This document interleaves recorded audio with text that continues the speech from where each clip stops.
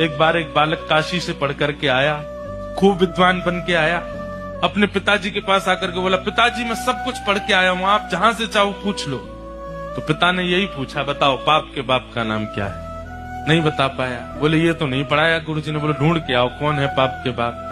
बालक ने कल पढ़ा ढूंढने के लिए, तभी 2-3 दिन निकल गए, कहीं से उत्तर नहीं मिला पाप का बाप कौन। तभी एक घर के बाहर गौ माता खड़ी थी, तुलसी का पौधा लगा था।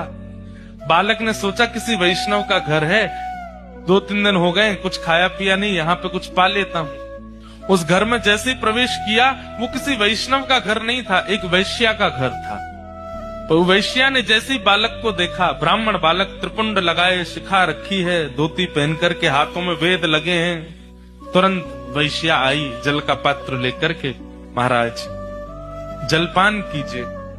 तो ब्राह्मण ने तुरंत जल लिया, पान किया, पान करके बोली, ये घर मुझे लगता है किसी वैष्णव का है, गोबर का चौका लगा है, बाहर गैया है, तुलसी का पौधा है, आप निश्चित ही कोई वैष्णव हैं। वैश्या बोली, वैष्णव का तो नहीं पता मैं हूं कि नहीं, पर मैं एक नगर वैश्या हूं। जैसे ही कहा नगर वैश्या, ब्राह्मण बालक तो तुरंत बाहर गया, वमन करने लगा, अपने पेट में हाथ लगाने लगा, पानी निकालने लगा बाहर। वैश्या बोली, क्या कर रहे हैं आप? बोले, पाप का बाप ढूंढने निकला था, वो तो मिला नहीं, तुम्हारे घर पर आके जल पी लिया, पाप और कर दिया मैंने।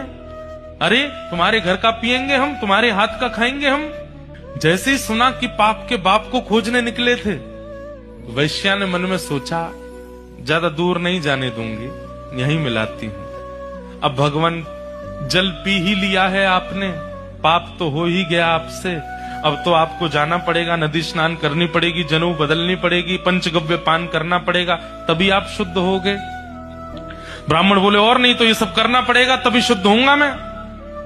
तो जब पाप हो ही गया है तो थोड़ा और कर लीजिए। बोले मतलब?